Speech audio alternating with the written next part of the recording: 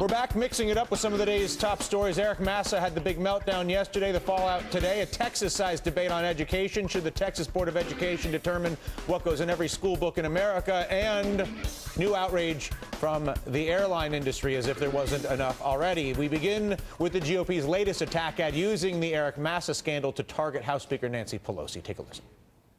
Eric Massa resigned after allegations of sexual harassment surfaced. Pelosi called it rumor. Most open and most ethical Congress in history. Pelosi's wrong. Well, the ad comes on the heels of an epic meltdown by the former Democratic congressman who tried to explain away accusations that he groped male staffers while making the rounds on cable TV. But instead of clearing his name, Massa seemed to manage to dig himself an even deeper hole. Take a listen to this. Now they're saying I groped a male staffer. Yeah, I did. Not only did I grope him, I tickled him until he couldn't breathe, and then 4 guys jumped on top of me. It was my 50th birthday. It was kill the old guy. I don't know what tickle fights in the Navy. I've never been in the Navy. I don't know what tickle fights in the Navy. Let me show you something. That's a crossing the line ceremony in 1983. If you were to take this out of context today, it looks like an orgy in Caligula. Are you gay? Why don't you ask my wife, ask my friends. GOP leaders say they want to find out what Speaker Pelosi and company knew about Massa and when they knew it, understandably. But here to mix it up, former Clinton White House staffer David Goodfriend and political editor for the Washington Examiner, Chris Stirewalt. Chris, is there political hay to be made here, or will this drift away fairly quickly? Well, I think just as the Republicans found in 2006, the weirder your scandal, the more staying power it has in the public mind. And whether it was the wide stance in the stall or Mark Foley sending inappropriate text messages to pages, the sex stuff tends to linger with people. And you say, what kind of operation are you running if that's what's going on? So I think right now the problem for the Democrats is something like Charlie Rangel's ethics problems and lack of transparency and other things. Those are hard to sell. This is easy to sell. Right. So the interesting point is corrupt and steal hundreds of millions, if not billions of dollars, but do it in a way that few people can understand it. Be no boring. Problem. Right, exactly. But grope somebody and send a text message. You're out. You're out. David, what do you think? Well, I certainly agree with my Republican friends who say that this is not great for Democrats, but I think the American people tend to look at, when the adults are in the room, how do they handle a problem child? So, for example, my colleague here mentions the Mark Foley scandal.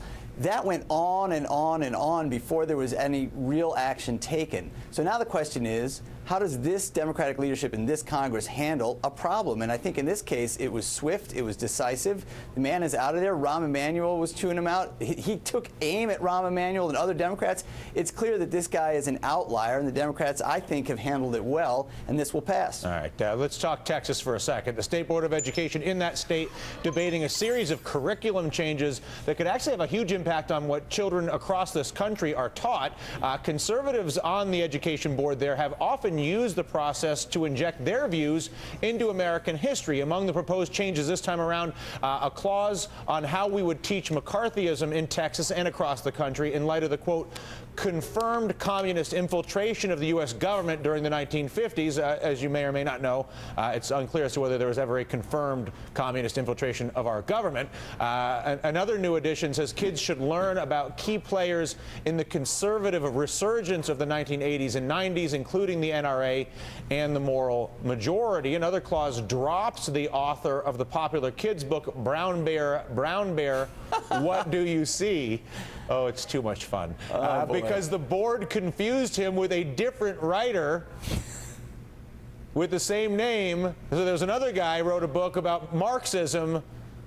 Guy with the same name wrote Brown Bear, What Do You See? Apparently it has nothing to do with Marxism, but it's banned. So why does what happens in Texas affect all of us? Well, because Texas has one of the largest educational funds. They're one of the biggest book buyers in this country. They buy or distribute almost 48 million textbooks a year. Well, what happens then, publishers have a very strong financial incentive to basically tailor their books to the Texas guidelines, because Texas is the biggest book buyer.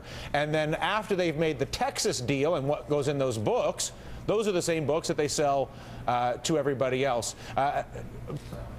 This is obviously entertaining on some level, Chris. It's a little concerning on another level. The first thing that occurred to me was, well, don't we have the internet? Why does Texas get to decide what goes in the textbooks when modern information tends to travel a lot faster than any book publisher in Texas or otherwise would have us believe?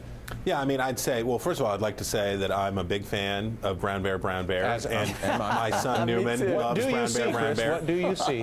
And the white dog at the end. It's all very good. But, you know, I think the long-term picture here is that within 5 years, probably, the textbook industry is in big, big trouble because teachers will be making their own textbooks based on what they buy and download off of the internet. But I think something that's fair to point out here is that most Americans, we saw in a poll from Rasmussen this week, most Americans think that political correctness is a problem in our textbooks.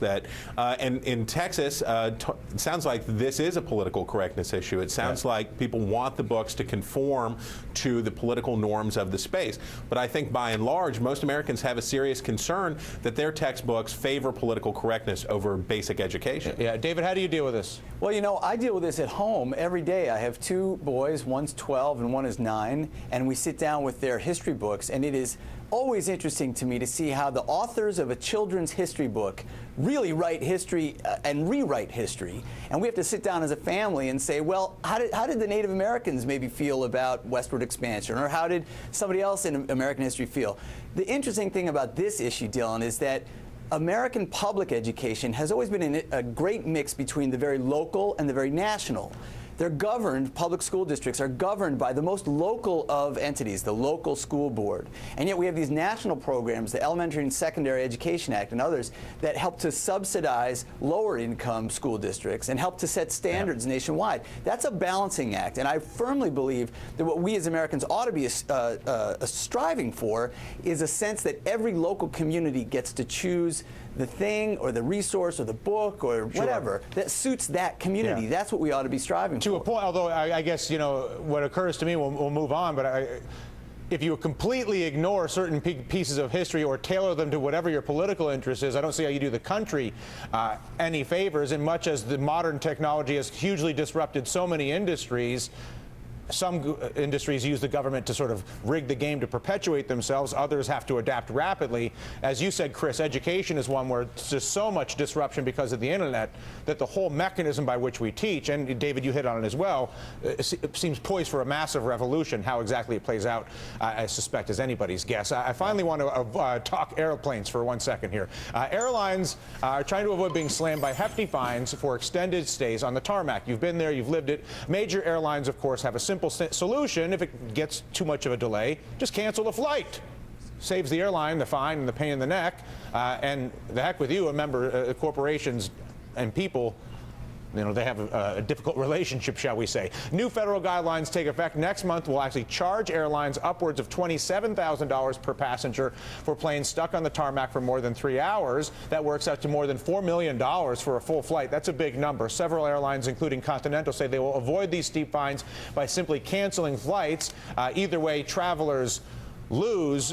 Why wouldn't they just fine them to either cancel it or delay it? In other words, they're basically incentivizing the airlines to further screw over the passengers. It's almost like yet another unintended consequence, Chris. Well, of course, that's what you get when you regulate, is that you get unintended consequences. Some of them are good. They're usually bad. And in a case like this, it's a demonstration. You know, we have a failure of a national airline network. We depend on it. We have hundreds of millions of trips that are taken billions of trips that are taken every year in this country, and it's a dysfunctional system. Yeah. It's a dysfunctional system because it's a partially regulated system. Right. And the industry asks and seeks regulation when it's in their interest, and then it opposes regulation when it's not in their interest. Sounds like banking. That sounds like the banking industry. Precisely. Yes, partial regulation is death to the consumer. Right. It's like half a car. Either make a set of rules we all understand or don't make any. Anyway, very quickly, David. Well, I just want to say this is a classic issue. It's not just in airlines. But look, let's take it to an extreme.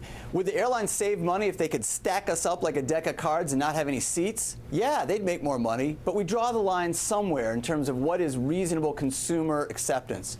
So in this case, is it reasonable to ask people to sit on a tarmac for 3, 4, 8 hours as they have? No. The government needs to step in if airlines fail to regulate themselves there. Now, is this the right mechanism? That's open for debate. Right. But airlines have got to shape up if they want to still stay in business. Sure, nobody's disputing that. But train. if I'm just incentivizing the airline to cancel your flight as opposed to incentivizing the airline to get the plane to leave on time, I may have the wrong incentive. Gentlemen, thanks for the conversation.